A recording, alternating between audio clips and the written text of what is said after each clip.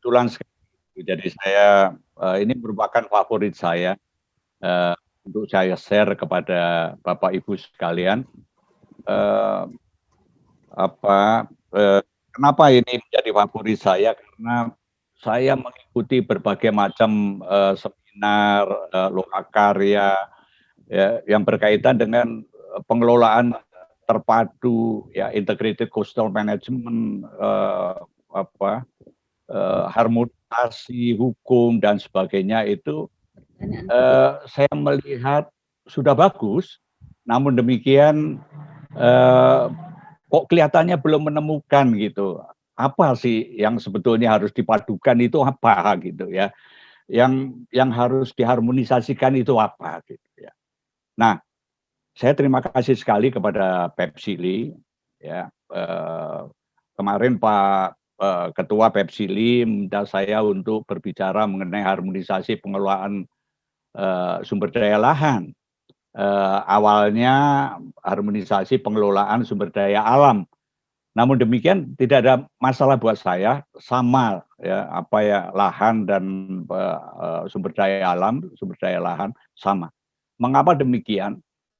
Karena menurut pendapat saya, eh, kalau kita bicara sumber daya lahan, maka kita akan berbicara banyak hal nih. Ya. Ada geologi ekonomi, ada iklim, hidrologi, fisiografi, tanah, liputan lahan, permasalahan hutan, bahaya lingkungan, kemungkinan pengembangan fisik, kependudukan, analisis ekonomi wilayah, dan masih banyak lagi saya kira ya. Dan masing-masing item dikelola dengan berbeda-beda ini. Dan dengan latar belakang ilmu pengetahuan serta praktik di lapangan yang berbeda-beda juga. Nah, kemudian dengan cakupan yang begitu luas, dewasa ini saya melihat ada beberapa tantangan yang perlu segera dipenuhi kalau menurut saya, yaitu tersedianya big data secara elektronik. Dan mungkin ini nanti akan saya sampaikan pentingnya big data ini di dalam sumber daya lahan di Indonesia. Nah, di samping big data, realisasi satu peta, satu data, dan satu geodatum yang saat ini sudah masuk di Undang-Undang Cipta Kerja itu perlu kita pantau lah kalau dari kacamata Pepsili, ya, dari Sekolah Ilmu Lingkungan, ini bagaimana realisasinya dari satu peta, satu data, dan satu geodatum. Kemudian pembaruan agraria dan pengelolaan sumber daya alam ini yang ada di dalam ketetapan MPR, ya, ini seperti apa pembaruan agraria ini, ya, pemerataan pemanfaatan lahan dan sebagainya. Ada yang memiliki lahan sangat luas, ada yang kecil dan sebagainya. Jadi hal-hal seperti ini merupakan cakupan dan tantangan ya ke depan. Perkiraan cuaca yang tepat guna, ya. Jadi kalau BMKG meramalkan cuaca dan sebagainya, dan kemudian kita harus segera menginterpretasikan untuk berbagai macam lapangan usaha ya dari yang berkaitan dengan perkiraan cuaca tersebut, penanggulangan bencana yang siap dan tanggap ya. Jadi kita ini ring of fire ya kan, ada gempa bumi, ada banjir ya, jadi letusan gunung api dan sebagainya yang siap dan tanggap. Kadang-kadang tertinggal gitu. Nah, siap dan tanggap ini tidak hanya di dalam bencana saja. Misalnya kalau di bidang lingkungan, saya pernah 2 kali ikut memberikan advice lah di dalam penanganan pencemaran laut di Teluk Penyu di Cilacap itu, karena ada waktu itu ada 2 kali kapal tanker yang kemudian nyangkut di bangkai kapal dan kemudian minyak tumpah kemana-mana dan rakyat minta ganti kerugian dan sebagainya. Dan apa yang terjadi? Tidak tanggap. ternyata menurut ketentuan internasional yang semua peralatan harus ada, tidak siap. Dan apa yang terjadi akhirnya peralatan untuk menangani pencemaran laut itu didatangkan dari Singapura, ya. Sementara di Jakarta sendiri tidak bisa meninggalkan tempat karena harus standby. Nah, hal-hal yang seperti ini yang merupakan tantangan depan. Jaminan ketersediaan air bersih, ini juga menjadi masalah yang bukan main, ya. So, kota-kota besar seperti Jakarta ada penurunan lahan yang begitu besar sampai Jakarta ini juga dikenal sebagai the fastest sinking city in the world, kan gitu ya. Kemudian penelitian berkelanjutan untuk jamin ketersediaan time series data ilmiah yang terbaik. Ini kita terkendala oleh dana dan sebagainya ya. Jadi banyak hal-hal yang perlu kita atasi yang merupakan tantangan. Pencapaian target 4 pilar SDGs Indonesia, ya, pembangunan ekonomi, sosial, lingkungan, serta hukum dan tata kelola dan sebagainya. Dan kemudian ini bagi saya yang paling penting dalam kaitannya dengan Undang-Undang Cipta Kerja, kesiapan UMKM dan koperasi dalam penguasaan unsur-unsur manajemen usaha, man, money, material, method, machine, market, ya, berbasis KPLI. KPLI ini adalah klasifikasi baku lapangan usaha Indonesia untuk pemerataan pemanfaatan lahan. Siap enggak kita? Ya, dari men saja SDM siap enggak kita? Ya, dari money apalagi, ya. Nah, kalau kita berbicara tentang harmonisasi pengelolaan sumber daya lahan, maka saya memandang sumber daya lahan itu merupakan perwujudan dari dinamika interaksi antara sumber daya alam, sumber daya manusia, sumber daya buatan.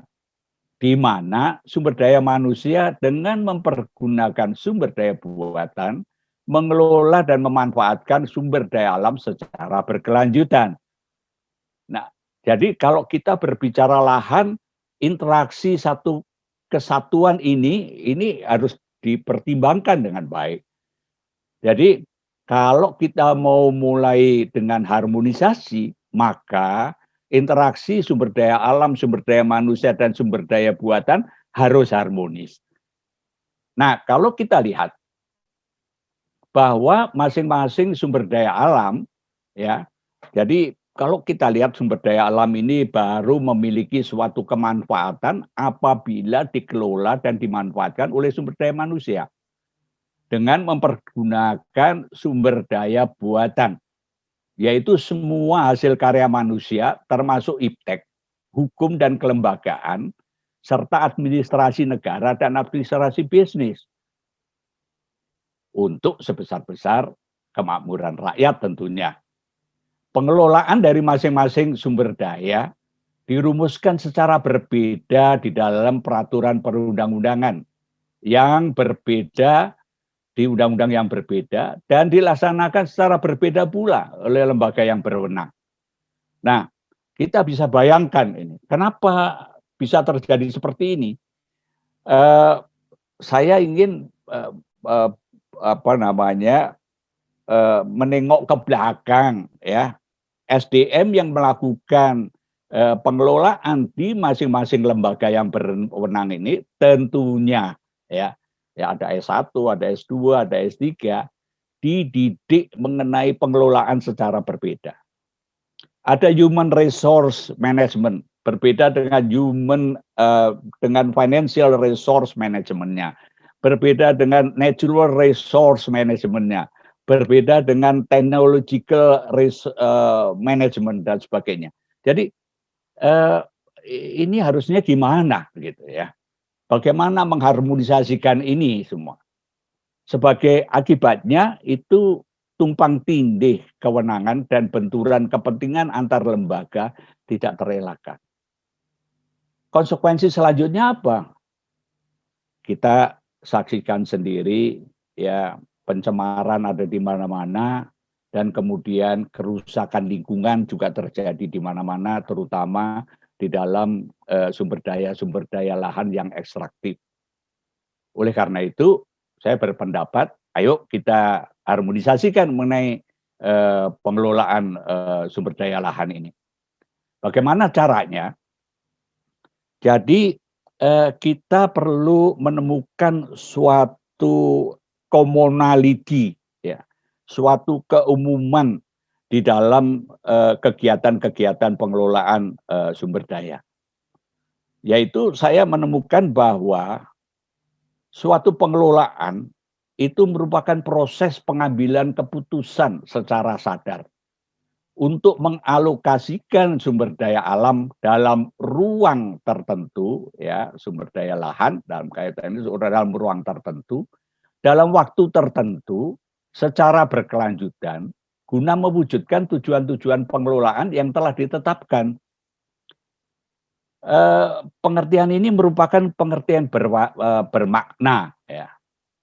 Jadi suatu pengelolaan itu merupakan proses pengambilan keputusan. Tidak ada yang tidak ngambil keputusan. Karena kita dihadapkan pada pilihan.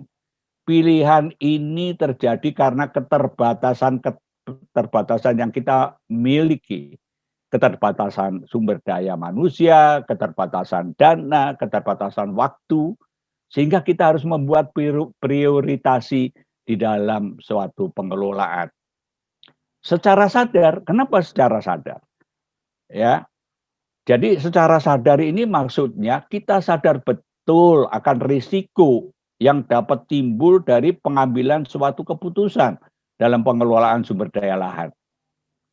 Jadi kita tahu risikonya. Kalau dalam kegiatan usaha, risiko bisa kita alihkan kepada perusahaan asuransi.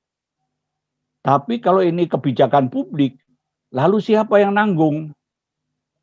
Ya, jadi ini perlu kita pikirkan juga.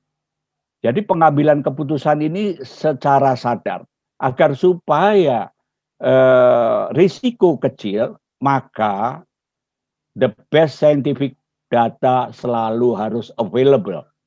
Ya, tidak bisa enggak. Nah, jadi proses pengambilan keputusan secara sadar untuk mengalokasikan. Mengalokasikan ini menentukan peruntukan dari sumber daya lahan tadi. Untuk apa ini? Mau untuk konservasi, mau untuk ditambang, mau untuk permukiman, mau untuk sawah, mau apa? Jadi harus tepat, ya, menentukan peruntukannya ini. Dalam ruang tertentu, ini tentunya berkaitan dengan penataan ruang, dan dalam waktu tertentu, ini kaitannya dengan perizinan. Kalau di dalam Undang-Undang Cipta Kerja ini perizinan berbasis risiko. Ya, secara berkelanjutan, saya kira Bapak Ibu yang para ahli pendengar semua yang mengikuti seminar ini, ada kriteria-kriteria tentunya berkelanjutan ini. Paling tidak social cost-nya harus rendah, harus efisien dan sebagainya. Ya, bagi saya berkelanjutan itu artinya ada kelanjutan, continuous improvement. Ya. Lalu apa tolok ukurnya? Apa parameternya? Ada parameter fungsi namanya. Ya, parameter fungsi nanti akan saya jelaskan sedikit. Yaitu bahwa pengelolaan secara berkelanjutan ini dari aspek politik itu akan menumbuhkan kestabilan. Kestabilan antara apa? Antar wilayah bisa, antara kepentingan privat dan kepentingan publik bisa, ya. Dari aspek ekonomi akan menumbuhkan efisiensi, dari aspek sosial harus menumbuhkan kesejahteraan, dari aspek budaya itu pemantapan nilai-nilai, ya, nilai-nilai dalam hal ini yang saya tekankan adalah nilai kebenaran, keadilan, dan kepastian. Dan kemudian dari pertahanan itu akan menimbulkan kekuatan, ya, dalam pertahanan itu ada ketahanan pangan misalnya, juga dalam keamanan ada keamanan lingkungan misalnya, ya. Dan dari aspek lingkungan itu sustainability itu sendiri, dan dari aspek hukum bahwa keberlanjutan itu diartikan sebagai ketertiban umum.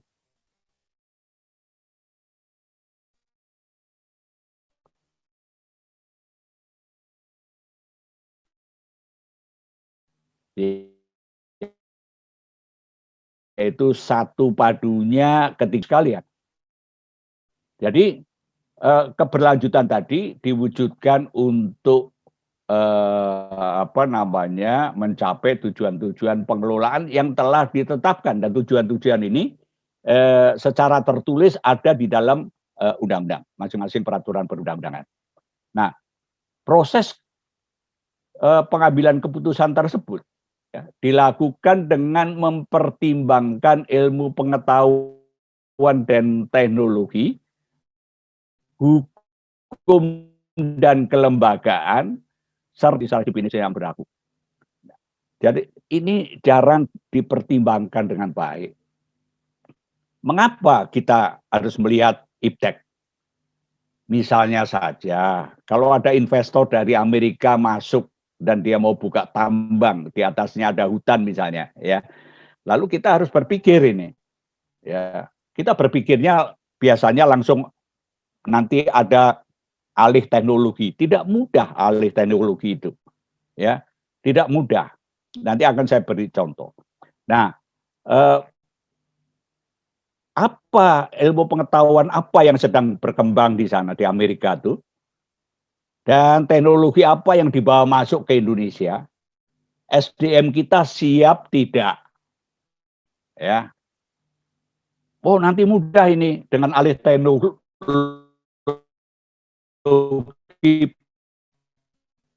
gampang. Saya akan berikan contoh peraturan pemerintah mengenai offset, ya, imbal beli dalam perdagangan alutsista.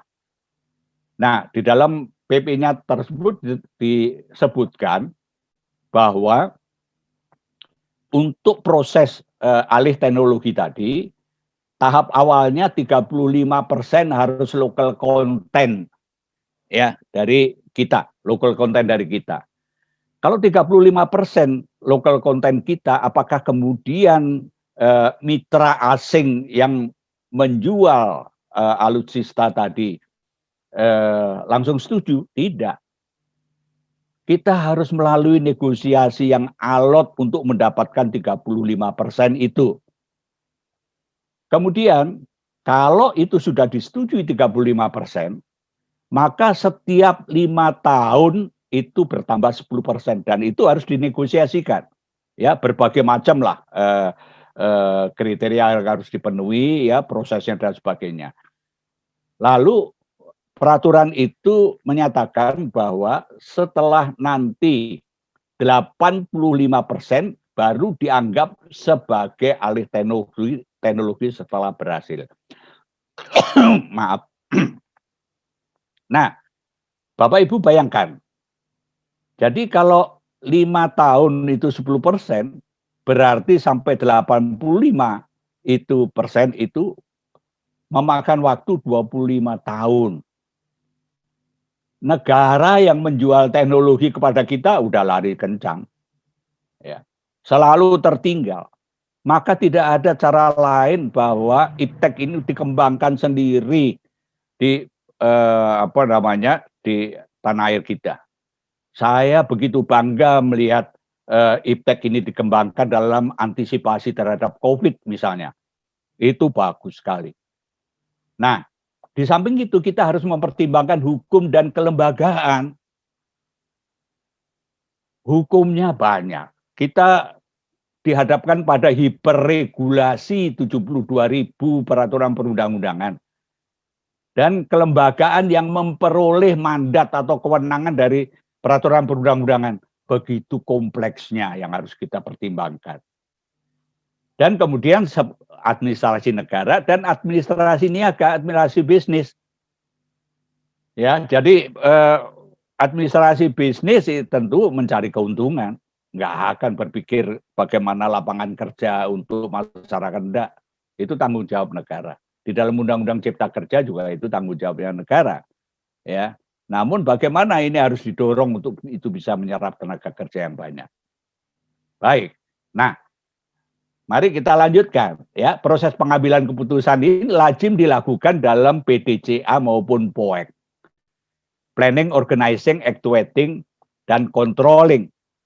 Plan, do, check, and action. Nah, ini kita bisa memahami, ya unsur-unsur POEK atau PDCA ini. Tapi proses pengambilan keputusannya ini seperti apa? Jadi kita perlu ada pola pengambilan keputusan, cara pengambilan keputusan yang sama. Ini saya berikan gambaran singkat ya mengenai proses pengambilan keputusan menurut saya.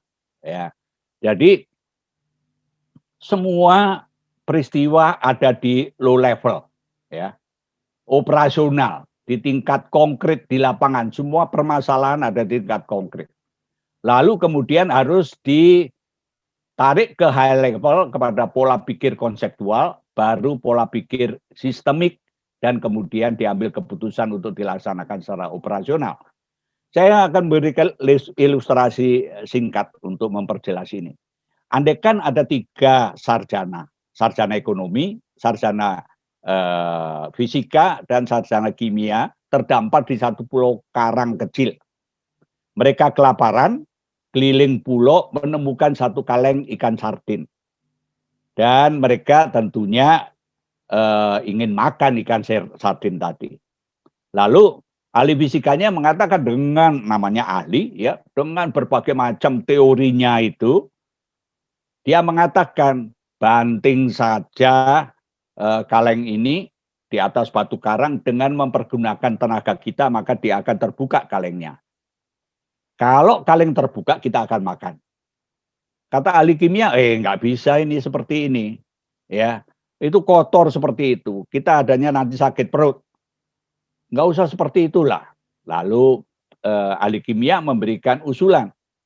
Ya, sekali lagi dia dengan berbagai macam teorinya dan sebagainya. Singkat kata, rendam saja kaleng itu di air laut karena air laut punya daya korosi yang bukan main. Ya, ada oksidasi, penggaraman dan sebagainya lah. Lalu nanti kalau sudah kita bisa buka. Kata ahli fisikanya, sama, kita sakit perut juga kan. Karena kalau korosinya, karatannya itu tidak mencapai mile dari kaleng tadi, maka kita nggak akan bisa buka. Lalu tertawalah ahli ekonominya. Ahli ekonominya apa mengatakan? Ya, 2 temannya ini marah, apa usul kamu? Lalu ahli ekonomi mengatakan, gini ya, jangan marah, ya. Sama kita nggak makan, tapi saya ingin tunjukkan kepada kalian bahwa saya berpikir lebih rasional dari kalian. Ya, iya, gimana? Apa usulmu? Lalu ahli ekonomi mengatakan, assume we have can opener. Andaikan saja kita punya alat pembuka kaleng.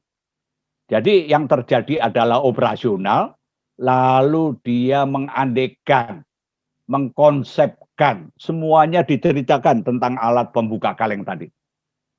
Setelah diceritakan satu persatu semua alat pembuka kaleng, lalu dia mulai kepada cara memakai alat pembuka kaleng tadi. Dia mulai berpikir sistemik, bagaimana cara menggunakan itu yang efektif dan efisien. Setelah dia jelaskan itu, lalu disodorkan kepada kedua temannya. Kalian mau pilih yang mana? Ya, kita harus ambil keputusan. Keputusan tadi harus rasional. Ya, lalu seperti apa kan gitu. Nah, oleh karena itu dengan pola seperti ini, maka setiap kali kita menghadapi permasalahan di lapangan, kemudian kita akan konsepkan dan sistemik. Bagaimana caranya kalau ini rapat koordinasi? Maka orang yang memahami ini akan mengatakan kepada pimpinan, syukur-syukur dia sendiri yang memimpin rapat koordinasi, ya, ini dibicarakan level konseptual ini hanya kepada tataran-tataran yang memang memahami mengenai masalah ini. Tidak bisa kemudian nanti di dalam agenda rapat kita bicara mengenai masalah ini dulu, bukan. Dan ini kita susun nanti sehingga ngambil keputusan. Kadang-kadang sudah ada di dalam ini, kita benak ini dan kita. Nah, Kalau kita kaitkan dengan praktek di lapangan, banyak sekali pengambilan keputusan di lapangan yang kita lihat, ya, katakan sajalah, kita simak aja dengan, bagaimana mengatasi masalah ekonomi dan masalah pandemi kesehatan, ya, itu yang seperti ahli fisika tadi, banting saja, ataukah kemudian rendam saja, atau yang karena kita ingin cepat kan. Nah, pola ini tidak menghambat untuk berpikir cepat. Ya, kita akan bisa berpikir cepat kalau kita bisa memahami situasi dan kondisi. Ya, situasi kondisi yang mempengaruhi pengambilan keputusan. Ini semua nanti yang bisa mempengaruhi kita. Ya, ada refleksi karya, ya, ada unsur-unsur kejiwaan. Nih, ada daya rasa spiritual, daya rasa intelektual, dan ini tentunya dibicarakan di dalam tataran akademis seperti ini, ya. Dan ini akan ini merupakan bagian materi perkuliahan yang saya ajarkan di UI, yaitu mengenai hukum dan kebijakan publik, ya. Nah, nanti kita bisa diskusi lebih dalam mengenai ini, keterkaitannya dengan strategic plan, management plan, dan operational plan. Ya, kita ada RPJM, ada RPJP, ada RPK dan sebagainya itu ya kalau di pemerintah. Nah, kalau kita kembali kepada pengelolaan, apa sih yang harus kita padukan di dalam pengelolaan tadi? Masing-masing pengelolaan sumber daya tadi diatur oleh berbagai macam peraturan secara sendiri-sendiri. Dan di dalam peraturan kalau kita cari commonality-nya, kesamaan-kesamaan, bahwa setiap peraturan perundang-undangan punya tujuan, bahwa setiap peraturan perundang-undangan akan memberikan kewenangan kepada lembaga. Lembaga tadi ada SDM-nya dan ada pimpinannya. SDM dan pimpinan ini tidak bisa tanpa sarana dan prasarana, dan bekerja melalui jejaring serta ada mekanismenya untuk menghasilkan suatu hasil yang mencerminkan tercapainya tujuan. Nah, tidak semuanya ini ada di dalam peraturan perundang-undangan. Yang ada ini tujuan sama mandat itu kelihatan dan itu hanya terbatas. Ya, misalnya saja Undang-Undang Kehutanan akan menyebutkan mandat itu diberikan kepada Menteri Kehutanan. Nah, kepada kita gimana? Kepada pengusaha gimana? Melalui perizinan, iya gimana? Ya, jadi lalu SDM-nya seperti apa? Ini yang kemudian harus kita interpretasikan dari semua peraturan perundang-undangan untuk kita bisa harmonisasi. Kemudian pengelolaan itu sendiri tadi POEK dan PDCA itu, ya, menurut saya itu ada data dan informasi ini tidak bisa ditawar-tawar, harus ada database. Kemudian ada kajian-kajian sumber daya secara berkelanjutan. DT ini adalah daya dukung dan daya tampung, perlu kita hitung. Dari kajian-kajian sumber daya ini kita tahu potensialnya berapa, potensinya. Kemudian kita hitung daya dukung dan daya tampungnya, lalu kita alokasikan. Ini adalah planning dan organizing atau plan. Kemudian tentu setelah dialokasikan, diberi izin dan sebagainya, ada pemanfaatan, ada proses produksi, ada pemasaran hasil-hasil pemanfaatan, ya. Dan kemudian ada monitoring dan evaluasi. Monitoring dengan memakai sistem MCS, monitoring, control and surveillance, atau P3LE. P3LE itu adalah pemantauan, pengamatan, pengendalian, dan pengamatan lapangan. Nah, yang merah ini adalah operasional. Operasionalnya itu di merah ini. Dan setiap grid di dalam L matrix, ya, L matrix itu segi panjang, ya, 4 persegi panjang, ini bisa kita isi, ya, dan ini merupakan keterpaduan bagaimana kita harus memadukan ini. Kemudian Kalau kemudian kita gabungkan dengan sumber daya alam, sumber daya manusia, dan sumber daya buatan, maka kita akan mendapatkan kalau sumber daya alam ada hayati, non-hayati, serta lingkungannya. SDM-nya ada tenaga ahli, tenaga terampil, dan tenaga pelaksana. Ini kalau di Indonesia paling besar nih tenaga pelaksana. Ya. Kemudian ada sumber daya buatan, ada iptek, hukum, kelembagaan, dan administrasinya. Sementara dalam pengelolaannya, komponen pengelolaannya, data informasi, dan sebagainya tadi yang saya katakan tadi ini. Nah, bagaimana kita melaksanakan ini? Ada 3, 4, 5 pendekatan. Ya, 3 pendekatan yang pertama itu adalah resource based management. Resource based management bukan resource management. Ini adalah suatu pendekatan, suatu teknik bagaimana kita melaksanakan pengelolaan tadi. Bahwa pengelolaan tadi di awal tadi saya sudah jelaskan bahwa sumber daya lahan ini merupakan perwujudan interaksi ya yang continuous antara sumber daya manusia, sumber daya alam, dan sumber daya buatan. Dan ini ditempatkan dalam segitiga keterpaduan, karena kalau kita bicara segitiga, salah satu sisi berubah, yang lain berubah. Jadi subsistem sumber daya alam kalau berubah akan mempengaruhi SDM berubah, SDP-nya juga berubah. Nah, ini adalah resource based management, keterkaitan antara ketiganya. LR ini adalah living resources, NLR ini adalah non living resources, NF ini adalah environment. Kemudian ada tenaga ahli, tenaga terampil, dan tenaga pelaksana. Nah, kemudian ada sumber daya buatan, iptek, hukum, dan kelembagaan, serta administrasi. SDM-nya sebagai sumber daya manusia pembangunan ini ya tinggal di dalam masyarakat, maka kita akan bisa mengembangkan CBM ya, Coastal Based Management.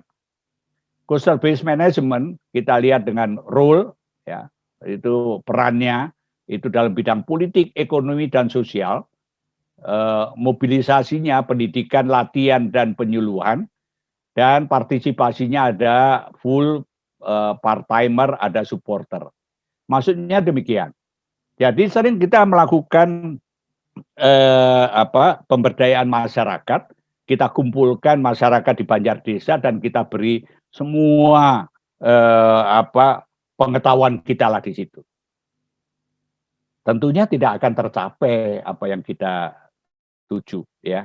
Kita harus tahu bahwa di situ ada aspek politik, ada aspek ekonomi, ada aspek sosial. Aspek politik ini misalnya saja para pemegang kekuasaan. Jadi kalau kita bicara politik dengan pemegang kekuasaan, ada gubernur, ada bupati, ada semua dengan stafnya itu. Ya, ekonomi ini dengan usaha, tentu kita bicara dengan bahasa keuntungan, kalau politik dengan bahasa kekuasaan, sosial dengan bahasa kesejahteraan, barulah nanti digabungkan. Untuk ini bisa berjalan, dimobilisasi melalui pendidikan, latihan, dan penyuluhan. Di sini ada full participation, ada part-timernya, ada supporter yang memberi dukungan. Ya. Jadi ini CBM dan RBM. Kapan pakai CBM, kapan pakai RBM?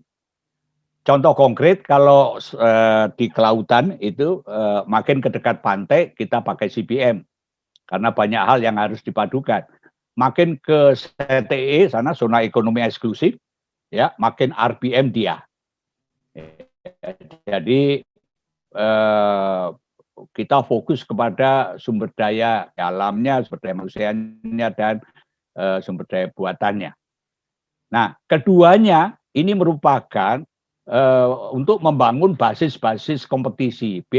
BFC ini adalah basis for competition. Jadi kita harus dalam pengelolaan tadi bisa memposisikan sumber daya alam, sumber daya manusia, dan sumber daya buatan ini dalam posisi yang siap berkompetisi. Sumber daya alam kita bisa kita kompetisikan, ya, kita kaya dengan sumber daya alam. Ya. Tapi SDM-nya bagaimana? Ya, apakah siap ini dengan Undang-Undang Cipta Kerja lalu minta lapangan pekerjaan supaya bisa menyerap tenaga kerja seluas-luasnya? Siapkah kita? Sumber daya buatannya semua dikuasai yang hebat-hebat itu ya asing ya. Walaupun SDM Indonesia banyak ya, kalau saya melihat diaspora itu saya ngiri jadinya, kenapa sih ya kok nggak di Indonesia saja mereka itu ya. Ya. Jadi waktu saya ketemu dengan salah satu dua orang diaspora yang bekas mahasiswa saya, bukan soal duit Pak katanya, dihargai secara manusia enggak kan gitu. Jadi wah ini masalah psikologis kalau gitu ya. Kemudian HTC ini tuh kita tahu how to compete dan where to compete nih WTT ini. EM ini adalah entry mode, kita tahu gaya kita untuk berkompetisi. Ya. Apa yang kita kompetisikan sebetulnya? Gaya kita kadang-kadang maaf. Habis ya? Habis. Oke. Baik. Ya, jalan saya memang saya tahu semakin menarik semakin ke bawah. Ya, sekarang gini, saya akan cepat saja. Ya. Baik, ini ada kerangka hukum dan kerangka kelembagaan. Kemudian kalau kita masukkan di dalam matriks tadi, semuanya harus kita komunikasikan. Lalu ini kenyataan lapangan yang saya potret seperti ini. Kemudian kita bisa menyiapkan ya SDM terutama dari Pepsili dengan format seperti ini. Ya, nanti bisa kita diskusikan. Dan kemudian kalau itu bisa diformatkan dan disetujui, kita standarisasikan ya pengelolaan ini. Sebagai salah satu contoh, misalnya saja ini pertambangan emas di Miwah, ya, yang harus kita padukan, ya. Ini pengelolaan saya ambil dari undang-undang, bagaimana harus memadukannya, ini bahasa undang-undang. Kemudian di dalam tujuannya, ini seperti ini, ya, semua bahasa undang-undang, lalu bagaimana kita harus, kalau tujuan tidak bisa dipadukan, kelembagaannya tidak akan terpadu. Demikian Bu Ros, terima kasih. Mohon maaf ini.